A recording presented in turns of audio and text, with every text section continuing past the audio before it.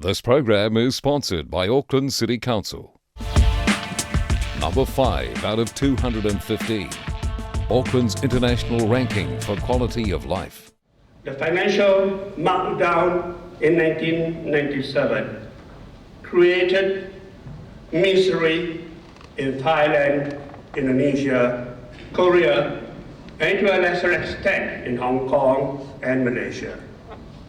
The irrational exuberance was brought to a sudden halt.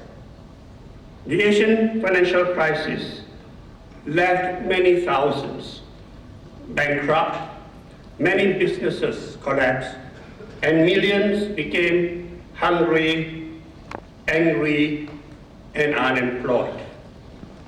The IMF that was supposed to be the healing balm in Asia in 1997 stood for many things in many of these countries at that time. In Indonesia, the IMF was known as I am finished.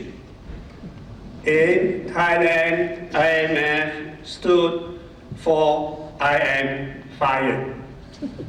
In Malaysia, because of Mahathir's unorthodox practices of capital controls, IMF became known as it's Mahathir's fault. Today, exactly 10 years ago, Asia has rebounded, and we have a more vibrant and dynamic Asia. Let me start by sharing the works done by two very prominent economists of the World Bank, Dr. Homi Karas and Dr. Indermit Gill. In their study of a new East Asia Renaissance, they made several observations. Firstly, exports have increased to 1/5 of the world's total, making East Asia one of the most open trading regions of the world. Secondly, East Asia is now the largest destination for foreign direct investments and has some US 1.6 trillion in foreign exchange reserves. Its capital markets have grown, and its domestic financial assets have totaled US 9.6 trillion. A middle class has emerged with a lively democratic voice in economic affairs, and business-friendly reforms, which Excellency Long Yung-Chu referred to in China last night, are moving ahead, and confidence in economic prospects are now very high. The 21st century can therefore be aptly described as the coming age of the Asia Pacific. And here I'd like to paint three very distinct images of the new Asia.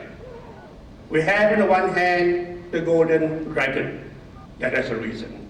And that is the rise of China with 1.3 billion people.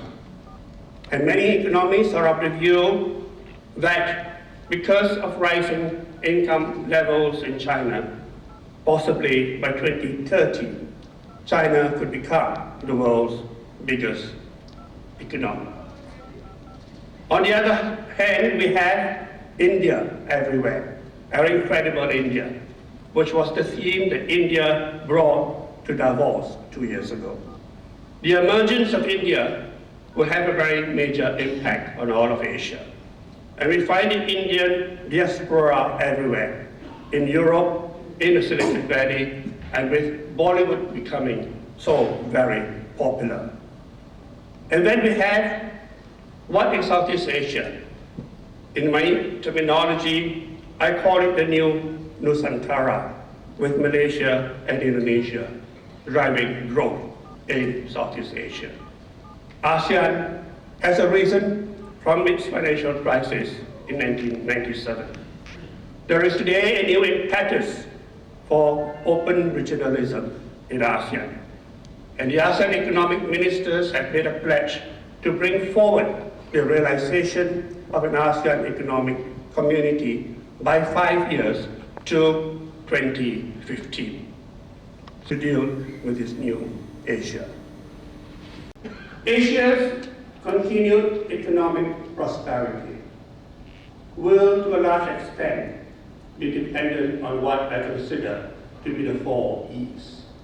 Economic growth, to ensure that the cake keeps growing.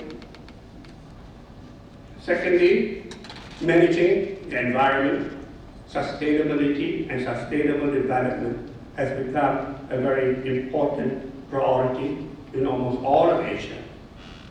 Thirdly, education, ensuring that there is an adequate supply of trained human capital, and we're becoming to see a serious shortage of human capital, not only in Southeast Asia, but also in very heavily populated countries like China and India.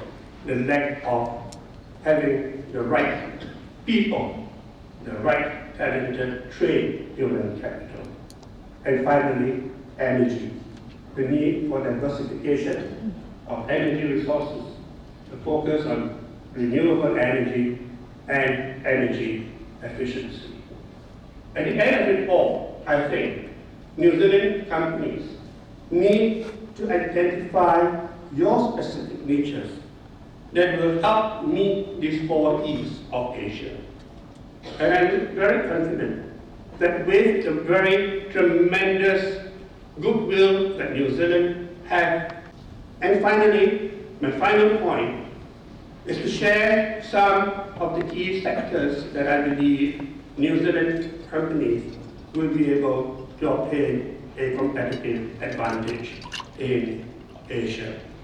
Tourism and hospitality, education and training, in healthcare, in energy and power, in information communications technology sector, particularly in creative industries and in content development, in agriculture, food and biotechnology, and in the logistics and supply chain. We should not only consider bilateral business opportunities, but also seek third country partnership. I've cited 2 examples. For example, New Zealand and Malaysian partners can collaborate to export halal meat to Middle East and Muslim Africa. Or perhaps New Zealand and Singapore companies can partner to venture into China or India. Hence, the third country partnership is a very key strategy to grow your business in Asia. I thank you.